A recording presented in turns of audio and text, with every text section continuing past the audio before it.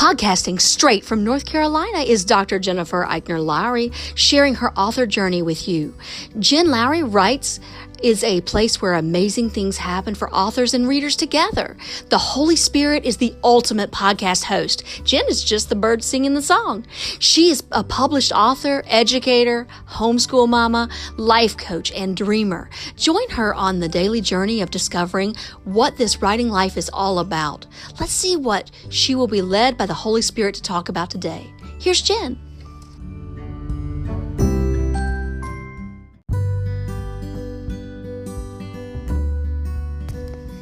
Thanks for supporting my Jen Lowry Writes podcast. My purpose is to inspire and encourage others to chase after their writing goals with faith and courage. By hitting the support this podcast button and with your monthly contribution of 99 cents, $4.99, or $9.99, you are helping me chase after mine.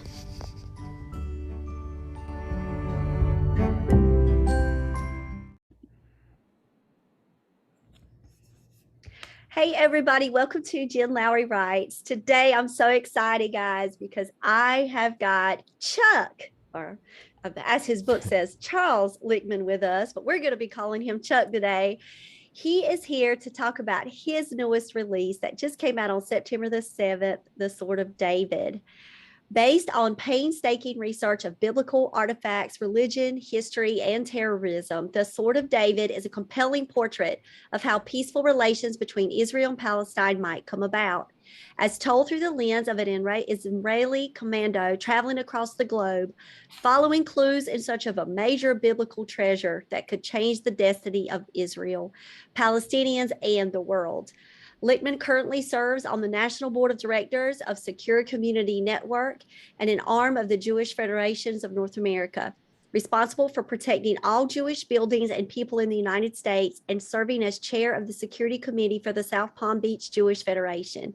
He has twice been recognized as Lawyer of the Year, founded a national voter protection program, and is an avid photographer and pianist. He lives in South Florida, where he's working on his next novel, and Chuck will get to that. But let's talk about The Sword of David. Look at you out there. I'm ready. And Jen, thanks so much for having me on. I really appreciate it. Yeah, I love being able to sit with you for the next few minutes and just talk about your work. So okay, it's not your first novel. No, it's not my first novel. My first novel was The Last Inauguration. But you said you don't want them to get that confused. I had read that online. Like, this isn't the step 2 sequel. This isn't it. This is something completely different, new. But it does have some of the same characters. Yes. Okay, so let's talk about The Sword of David for a few minutes. Where did this idea come to you about the artifact and the Ark of the Covenant and having to chase the commandments? I love it.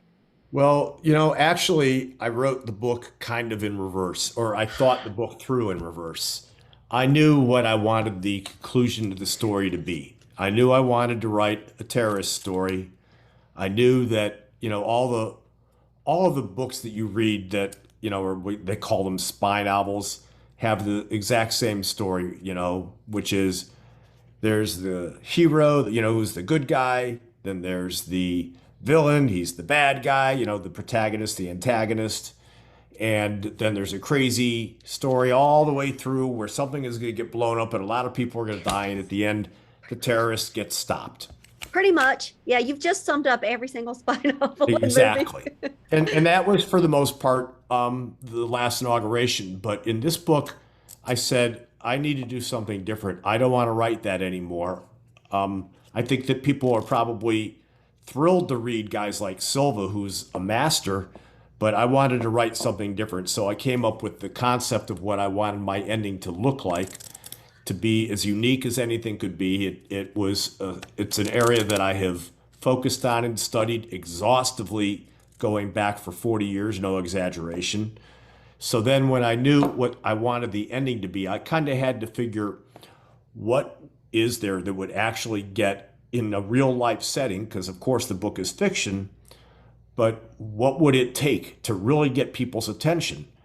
And I came up with, well, if the Ark of the Covenant was truly found and the 10 Commandments were truly located, and there was this mystical Sword of David, and all that, none of this is a spoiler, Well, if people actually saw the power of God, they might all of a sudden look up and say, well, maybe we should have a dialogue. So I figured out a way with those tools to set up the book so that one by one I could break out and lead to the ultimate conclusion of the story. So you and I worked in the similar vein because I worked backwards. I plotted my third act completely first, knowing where all the ending, all of the ways the path was going. Was there freedom in that for you with this go around because you actually kind of knew where you were headed with the story? On one hand, there was freedom because I didn't feel the restraints of trying to stay within script, you know. On the other hand, I had a narrow bandwidth in which to write the book because in order to try to make it as believable as you can, you could easily look up and say, well, the book's not believable. But the way that I tie history into it and actual events and actual locations and tell the story, that had me writing in a very narrow bandwidth. So once I came up with those artifacts, I had to figure out how to fit them into a context that readers could say, oh, this actually works. And, I hate patting myself on the back, but my reviews have all been, really, really strong. Like I'm onto something. So Real and relevant. real and relevant. That's what I wanted, was relevant. Because the last inauguration was a great book. It was really a fun book. And, after you read it, it was not relevant. But there's a dialogue that can continue with the Sword of David, right? Right. Which means this one for you maybe is what you would consider a book that matters. I hope so. I think so. And people were telling me that. And it's a book that people say, oh, you wrote it for the Jewish people, but I didn't. I wrote the book Everybody. for Christians and for Muslims as well. And my Christian friends that I work with have gone crazy over the book. I mean, they have told me they flat out loved it. So, I know the book is for everybody. I suspect that there might be some people in Iran that wouldn't necessarily care for it, but, moderate Muslims would latch onto it. So starting off with the book, you really put us in time and place where we get to see the gleaming sword of David. And we get to feel the attack by the Romans, and we're running. You have us as a reader right away immersed with the heaviness and the hurt of the time. And then you zoom us back and then you put us up into, current 2019. You get us here. Now we're reading this, and it's like that weight that we still carries with us, even from the beginning into chapter 1. So that was just so masterfully done, like starting us off there. Thank you. Actually, my concept there was history repeats itself. We've all Yes. heard that phrase. Yes. And if you can look at every building or every corner of the world, and I don't know if there's a spot anywhere in the world or anywhere in history that has had as much to do with shaping the world as the Temple Mount. And this goes back, even before 70 AD, when the Second Temple was destroyed. King David launched, his initial temple there. And the Old Testament, of course, is based on starting, way back with Adam and Eve. But King David is part of, Islam and Christianity. So because of the vast history of the Temple Mount and remembering, all the things that have happened there, and including even, unfortunately, just the events that occurred in the early summer on top of the Temple Mount by, the Dome of the Rock, it's always going to be a hot spot. So it was a natural spot to commence the modern day, rest of the story with. Yeah, and it was just a good time and place to put us there. And I really love that choice that you made with that. I want to say to you, like research wise, I know you put heavy emphasis on research. Just talk about how fun that was for you. Heavy, fun. Talk about it. I am so happy that you phrased it that way because people ask me all the time about the research and they talk about, oh, you must have put so much work into it. And my response every time is, no, no, this is not work for me. I love doing this stuff. I traveled, I mean, like literally, I traveled to London, and there's a chapter that takes place in Westminster Abbey. I spent an entire day there until I found the exact spot that I needed. A day. Went to Paris, was in Rome extensively, I can't remember how many trips. I think it was 5 trips to Israel. And to me, it's not the travel, it's the investigation, it's the learning. That's what grabs me so much. And then, there's some things I research online or books that I buy, and it's fun. It's fun. The immersion, it's the complete immersion. Yeah. It's a character and setting. And what better way to do that? One, as to either travel at the actual locations, or whether we're sitting at home in our libraries or online, Googling and YouTubing the world.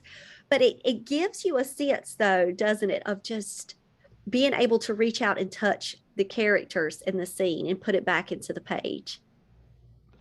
People have told me that they've been to the spots that I've written about. I mean, different people said, "Well, I was in the Vatican, and I can actually picture where you were walking and what the crowd was like, and the traffic leading up to, Vatican City. The whole thing. Same thing in Israel, particularly in Jerusalem, because I was trained to be a photojournalist, investigative reporter, so I have my camera with me everywhere, and let's say, without exaggeration, I took 500 shots at the Temple Mount. No, excuse me, down by the wall alone, so I could capture every angle, every crack, how the people are, all the different entrances and exits, because I wanted it to feel real.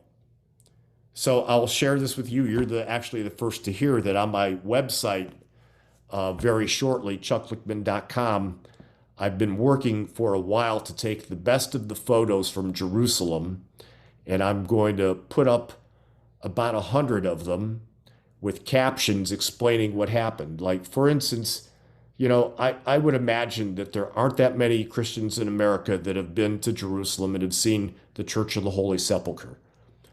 I am not exaggerating. I have actually given tours of that building. I've been in there so much. I know the building backwards and forwards, and I'm Jewish. Right? So I have pictures from there, and I'm going to explain, here's the church, here's the Dome of the Rock, here, all the different locations, including, so that people could get a feel for it. You can read it, and then when you see it, I think people are going to really appreciate that visual. I don't even know why I just blurted that out, because I've been keeping that secret, but I guess I like you. Well, I'm so glad you do, because I like you and I like your work that you're doing. And Thanks. I'm telling you, it does have its place for dialogue. And I know that that's what you said earlier, is that what you hope that could come from a possible book such as this. But you end it with that hope. I'm not going to spoil it. I'm not going to say anything, but I will say that just the journey itself, getting yourself to that place and living it out through those characters, the burden of that, but also just the imagination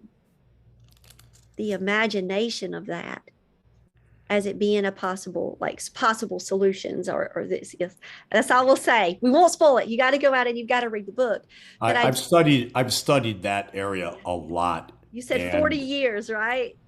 Yeah, but just even that narrow, the ending, all the different ways that something might happen. And I'll tell you, it doesn't 100% reflect my own personal thinking. But if I wanted to come to the table and say, well, how can we really solve this problem? It's always a give and take situation. And that's how I came up with that. Right. Love it. And that's the beauty of work that matters, is that you can take that and it can spark and ignite a conversation. It can say, there's what ifs in the world, and it could start within the pages of a book. So tell me a little bit about, okay, you said you went to college for photojournalism. For investigative reporting and Reporting. photojournalism. Yeah, Okay. So always been a writer, always. always a When lover of word and story. so this is a true story. When I was about 7 or 8 years old, my uncle Al took me to go see From Russia with Love. And my parents, my mom particularly, started me reading at a very, very early age, like as early as I can remember. And I come back for we leave the movie, and I'm sitting in my Uncle Al's um, living room, and he's talking to me about the movie, and I'm like crazy. I love the movie so much, and he knew that I was a reader. So I'm gonna get up for 1 second. I'm gonna show you what he did. Oh, love it. So I'm gonna talk in the background. My Uncle Al went upstairs. He came back a few minutes later, and these are the paperbacks of the Bond. They're upside down, aren't they? They're upside down, but I see gold figure there. The There's gold figure, yeah. paperbacks of the a lot of the Ian Fleming book, and you can see these are old. Like this was 60 cents, right? Oh, I still have wow. them to this day. I've read them all, and I announced to my parents, like, I'm gonna write stories like that one day.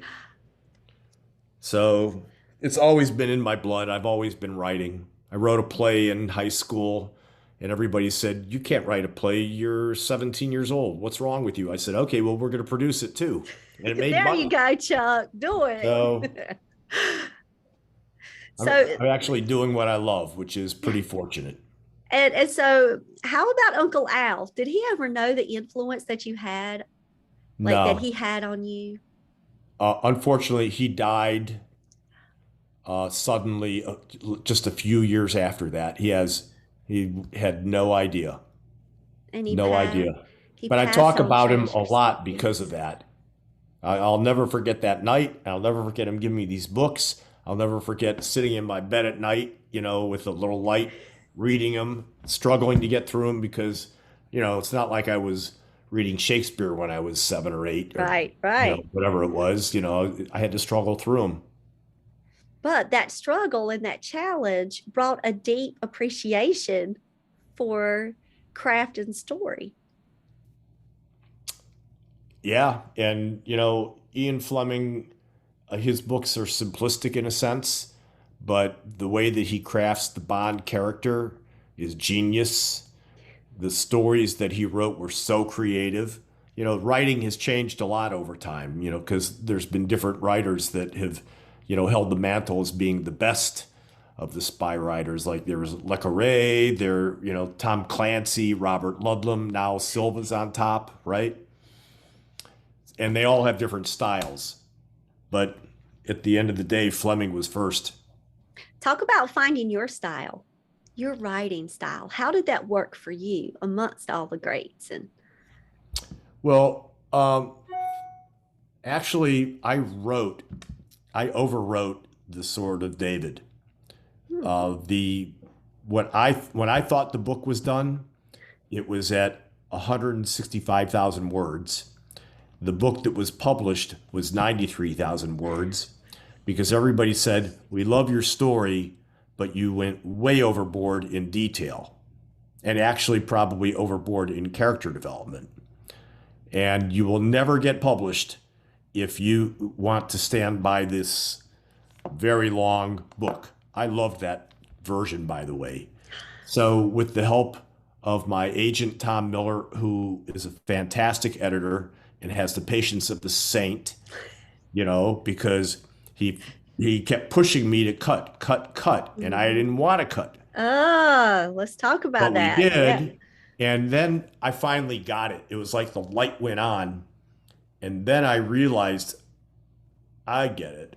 As much as I want to tell all this other detail, it wasn't as pertinent to the book. And it kind of was freeing because then I could focus a little more on the reader, frankly. And the reader wants to be fully entertained as well as educated, right? And as well as being inspired. So my dialogue got more crisp. My descriptions were minimized, but at the same time told you exactly what you needed to know, as opposed to also that there was a speck of dirt on the window or whatever, you know? Right. So it got chiseled and shaped and And it'll help me a lot for my next book. because tell us a Well, little because bit now I think that I get what what. would be the right recipe. Because before you were just chasing after the words in the story, and it all made sense to you as the author. Yes, it did.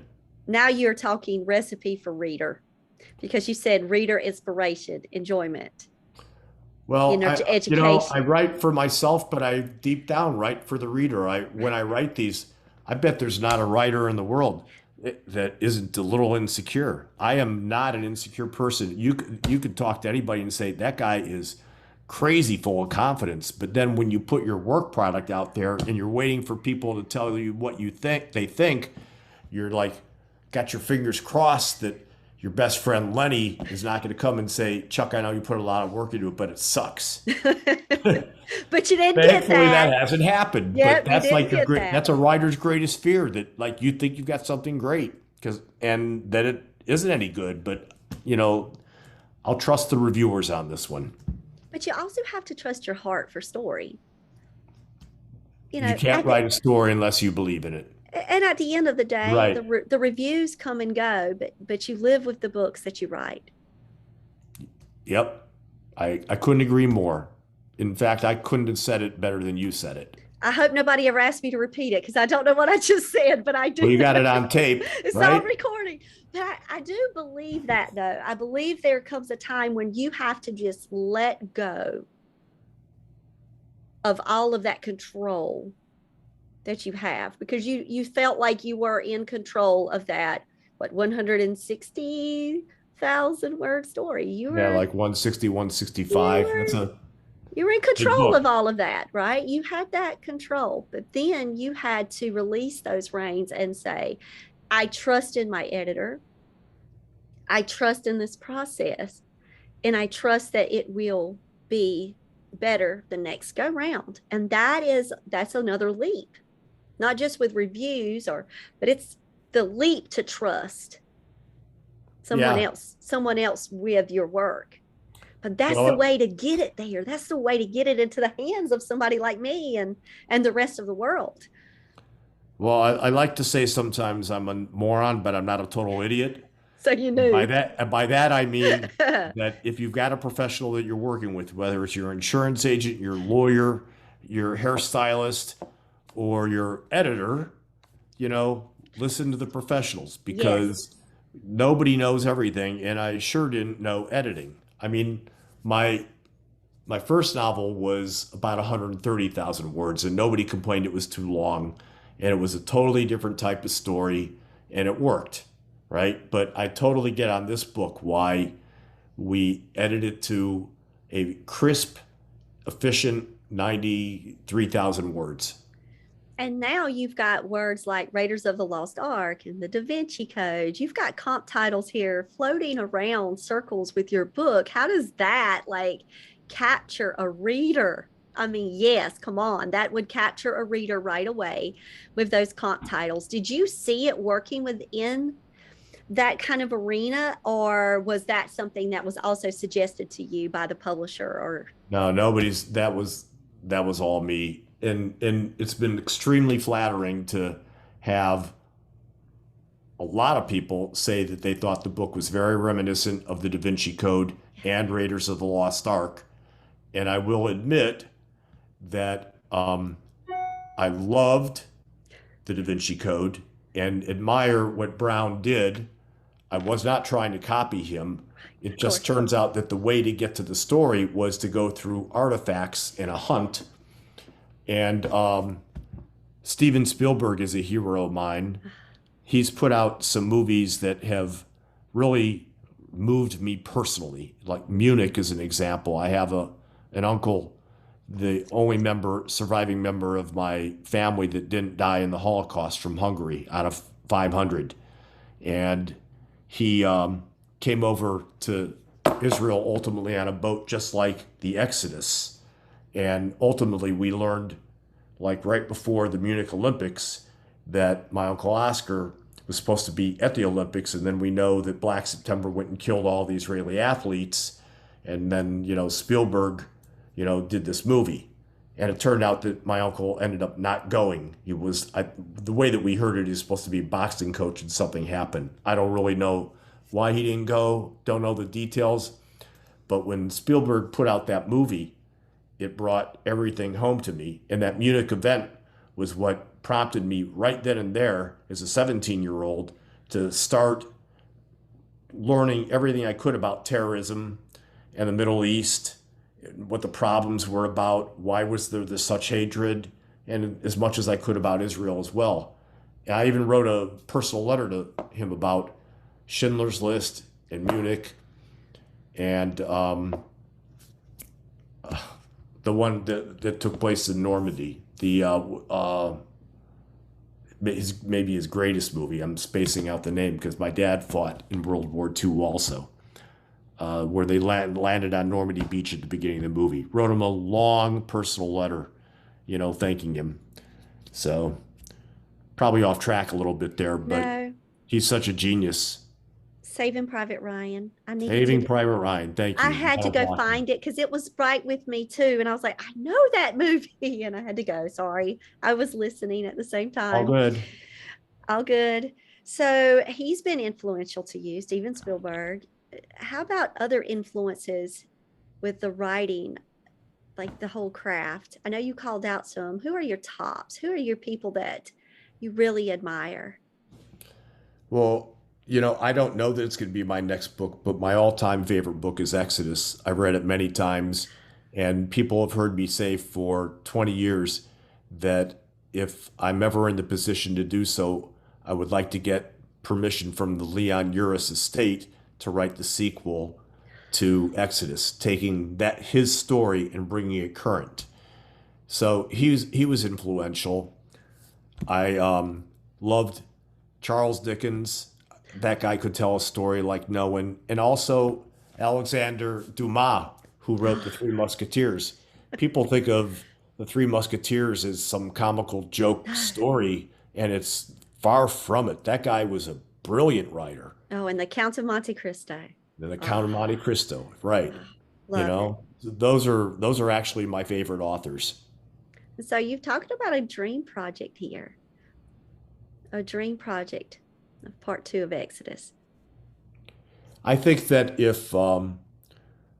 my book is off to a very strong start. So if the Sword of David continues on that path, I think it will open the door that if I was to reach out to the Uris estate and show them my first book, show them the second book, show them some of the other things that I've done, that there's really no downside to them saying yes, right? They would probably make some money on it, and that usually talks. And I would even tell them some of the things that I've thought through on how I would tell the story. Well, sending prayers your way. It would pick way. up right where Exodus ended. Sending prayers your way for that. Thank you. For doors to be opened there. It's a long shot, but hey, what is this about? There's a lot, right? Getting published was a long shot. Yeah, stories that matter. You go after, you chase what matters. Regardless of the outcome, you chase it. Because like we said, at the end of the day, it's you and that story. Yeah. I had a mentor, a well-known guy that pushed me to always do my best, try my hardest, and to follow my dreams. And said, if you're willing to put it out there and try your hardest, doesn't matter what your dream is, if you believe that you could get there, you have a really good chance of getting there. And there we go. Look at you now. I'm sitting behind, yeah. A lawyer writing spy novels. Right. Who also carries around a camera and plays piano and whatever else you may have, Chuck, that goes on in your life, you make it work. I have a great family. I have great friends. I've got health. I feel guilty sometimes that you look around and there's so many people that through no fault of their own have misfortune right now through this COVID situation. And I wish that I had Jeff Bezos' money and to do what his wife has been doing, just so you could go out and help some of these people that really, really need it. It makes me sometimes feel uncomfortable that I'm fortunate. I worked very hard to get where I am, but not everybody has the same opportunity or the same, there's a lot of factors, a lot of scenarios. I know that from growing up in the inner city. Right. Right. Talk to me more about college to career to then going into publishing, because you said publishing was a long shot, just like, other things. Talk to me about how that actually came together for you. Well, I went to college fully expecting that I was going to be a journalist because I had done journalism through high school as the editor of the paper, went to a special program at Northwestern, was writing editorials when I was a kid. I think that the editors of the Gary Post Tribune would crack up when they'd see some 15-year-old writing a pretty good editorial. So I went to journalism school, had a double major with political science, worked on the Indiana Daily Student, some, probably not as much as I should have because I got involved in a bunch of other activities as well.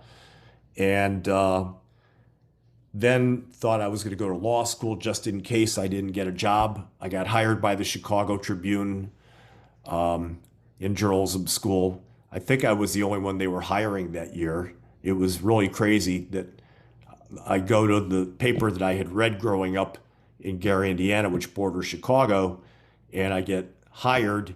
And when I sit there with the editor named Peter Gorner, and he tells me that I'm going to make like $11,000 a year, and I'm going to start by covering the PTA, just like, you always hear.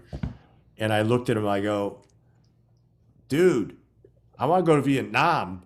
I want to report from the jungles what's happening there. And he's like, well, yeah, there's some things you got to do before we let you do that. Like And go I to the didn't have the cafeteria patience. school meeting. Yeah, And let's go to the I didn't have the patience to say, okay, I'll bide my time. And instead, I went to law school.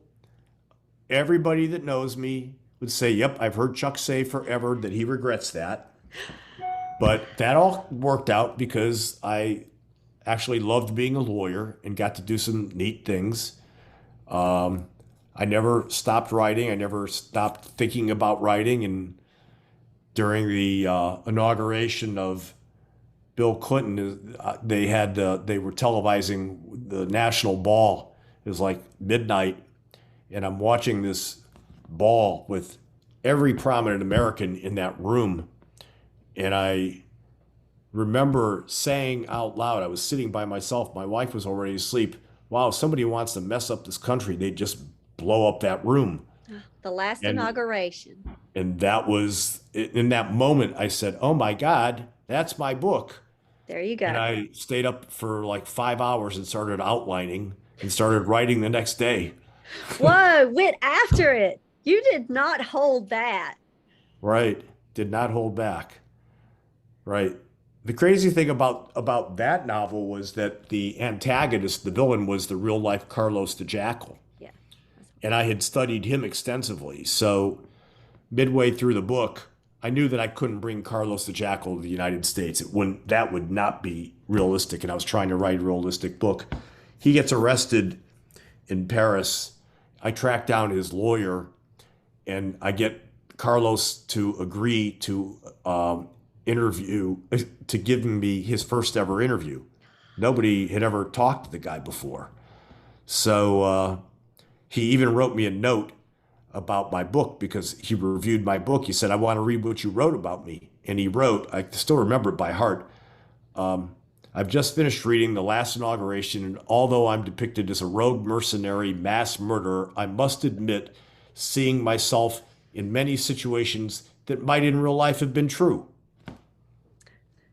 And that's that why all I gave you- it, That's right? what you wanted. You wanted That's what I realistic. wanted. You wanted that realistic feel. What better way to hear it from the man himself? So I've always tried to write as realistic as I could, even in a crazy fictional setting. Right. Because that's what makes a person say, oh, what if now? What if now? Instead of saying, what if this can happen 20, 40 years from now. When you get it right to the heart of the realistic portrayal, it's what if now? Right. And that's the beauty of the words, the weight of the words and the beauty of it, the whole thing. So that's why you're continuing on in this next novel that you've got that you're working on. I read that out, guys, in the bio. Any kind of little hints? Is this going to be a continuation of A Sword of David, or if you left that story to rest for a while? What's up with your next steps? Well, as of now, I'm going to write, I'll call it a sequel. Okay. It's going to pick up not quite where The Sword of David ends, but not long afterwards. It's going to feature the hero for some obvious reasons. I already know some of the things I want to do in the book. I know that there's a common thread that I think that I can draw from history that can help support the notion of the end of The Sword of David. So I want to drive that home to make people really think about why are they fighting. I have yet to actually write a word because I've spent a lot of time putting down notes and thinking through where I want to go, because I've already come up with 3 different first chapters. So, I want to get it right. I'd rather go slower and get it right. 3 different first chapters. So you didn't work your backwards plot. This time, no. Like this, on this, I don't exactly know how it ends. I know how I would like it to end, and we'll see what happens in the news over the next couple of years as to whether I can get there. Right. Some things are already working in my favor. Mm-hmm. Talk about realistic and now. Yeah. Right. It is. So now we know what's coming on your website soon, which is going to be some beautiful photography. Right. How about, focused. Very focused. How about you with promotion with the book, and how has that been? Now that the book came out September 7th, it's out moving. I know you're here on the podcast to share your journey and to talk about story and your writing, but how has all of that felt as an author, having to balance that? I actually really enjoy doing that. I was trained as a trial lawyer, so I'm used to speaking in front of people. I've done a lot of political work over my career and was assigned to handle media. So talking with people is natural for me, and I like people, and I like to like people. And when I'm given an opportunity to go into a bookstore, I jump at it because it gives me an opportunity to meet people. My favorite activity, though, is book clubs, because if I do book clubs, I'm not constrained to having an hour or maybe 90 minutes in a bookstore where I talk for 15 minutes. There's a few minutes of questions. You usually have to cut the audience off, and then you go and you sit at a table and there's a line and you sign one after the other, and you don't really get to talk to the people. And I had some book clubs with the last inauguration where literally I was there for 4 hours, and if it wasn't for the fact that we started at 7, and it was getting 11 o'clock at night, might have gone even longer, because we talked. The conversation was always, of course, starting with the book and all sorts of different issues, but it would then spin off into topics related to terrorism where I can go deep. That was, the first novel. So I'm going to be doing a lot of book clubs. I have a few already signed up, and where I know they bought their books. And I tell them I think it's better that you actually read the book before you come in. The best book club I had last time was a group of ladies on a fairly violent book that loved the storyline, and that was the group that I spent the longest time with, because we sat there and we talked the whole time. Because they were connected to your work, and then were able to dive deeper and to have that better experience with it. And I think it's going to be even better on this book because of the nature of the ending that I can really open up a dialogue to start making people think. And that's really what I want to do. I would love to have the opportunity to present the book in a mosque or in a Islamic cultural center, in Florida where I live. They're not all radicals. I want people to hear that and believe it. So it's Because so you're true. Muslim does not mean that you're out to decapitate your next door neighbor. It's just not true. Right. But that's breaking down those myths and Yeah. stereotypes. Yeah, right. I know, because I lived with plenty of stereotypes growing up. And then it's shaped you and it's made you. I look back and think that the rampant anti-Semitism that I grew up with in Gary, name calling, getting punched for no reason, literally over 100 times, got beat up, that actually was really good for me because it gave me a view of the real world.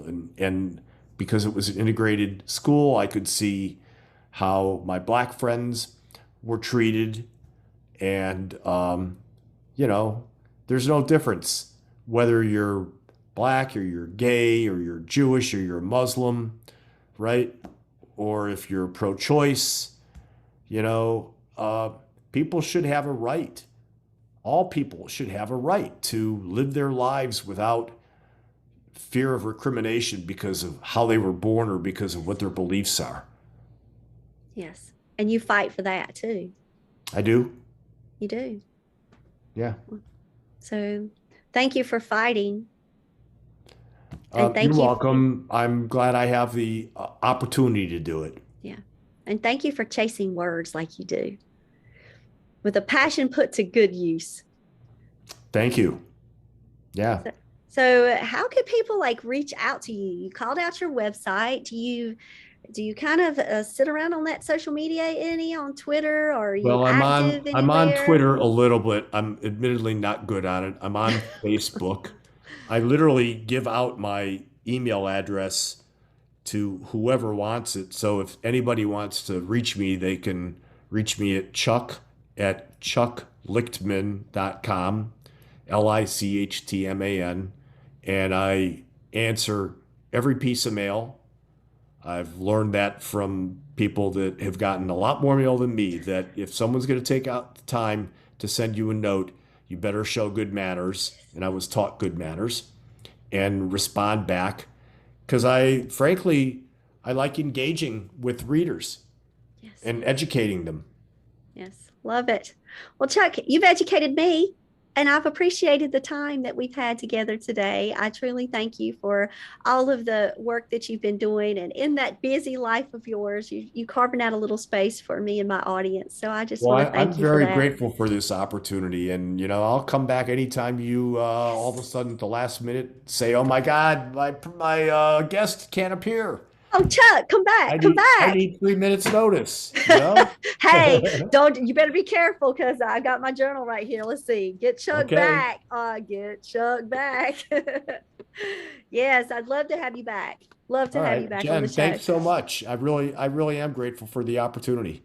All right, guys. I will check you out later. Thank you so much for joining Jen Lowry Wright. You've got to go out and get Charles Lichtman, as we know him as Chuck, but don't type that in when you're checking out his book. Type in Charles and go get The Sword of David so you can have it on your shelf. All right, guys, y'all have a blessed day.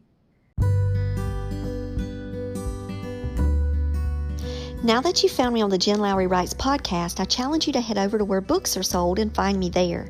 I've published 11 books so far, and I write clean books for all ages. Horror, paranormal, sweet romance, fantasy, historical fiction, you name it. I've got your genre.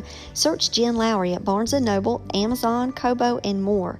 And for my Bible devotionals, you'll see my full name, Dr. Jennifer Eichner Lowry, on Amazon.